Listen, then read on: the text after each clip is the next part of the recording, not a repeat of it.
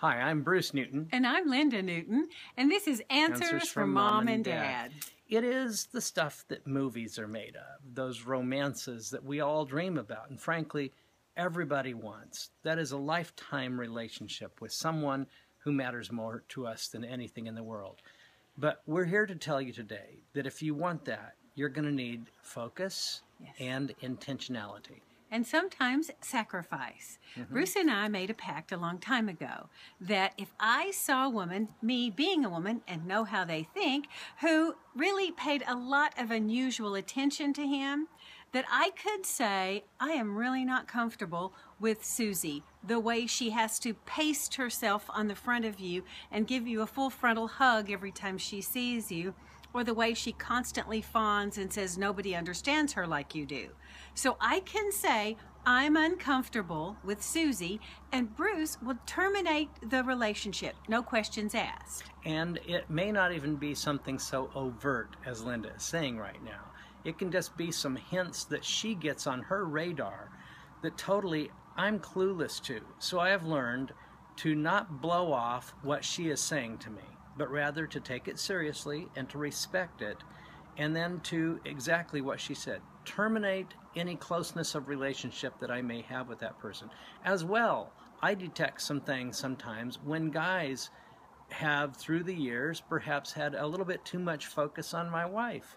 And when I tell her I'm uncomfortable with that, she has respected that and has totally brought that relationship to an immediate close. I don't say, I can't believe you're so jealous of Bubba. He's just a nice guy. Or I don't try to defend it and say, well, who's going to be his friend if I'm not? Or we're just friends. You're overreacting. It's just terminate, no questions asked, because I'm not a guy. I don't know what guys think. He's not a woman. He doesn't know what women think. And there's 1,000 ways today.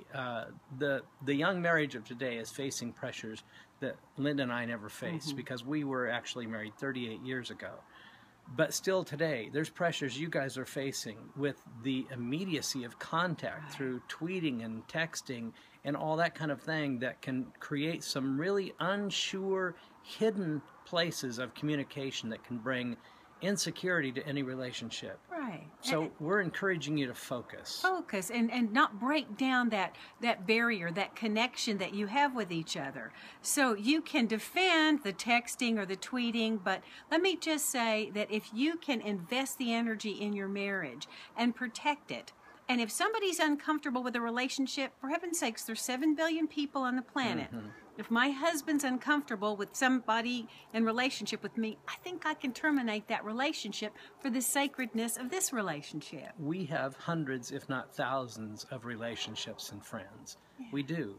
But there's nothing more important than this relationship. We would have never made life's distance without each other. We are that story that other people talk about. And we're proud to be, happy to be, grateful to be. But it has been done with intentionality. And sometimes it has meant to say, I'm uncomfortable with that relationship, and we have always respected that. Always be willing to trash any other relationship in favor of keeping this sacred one. It will be the best thing you ever did for yourself.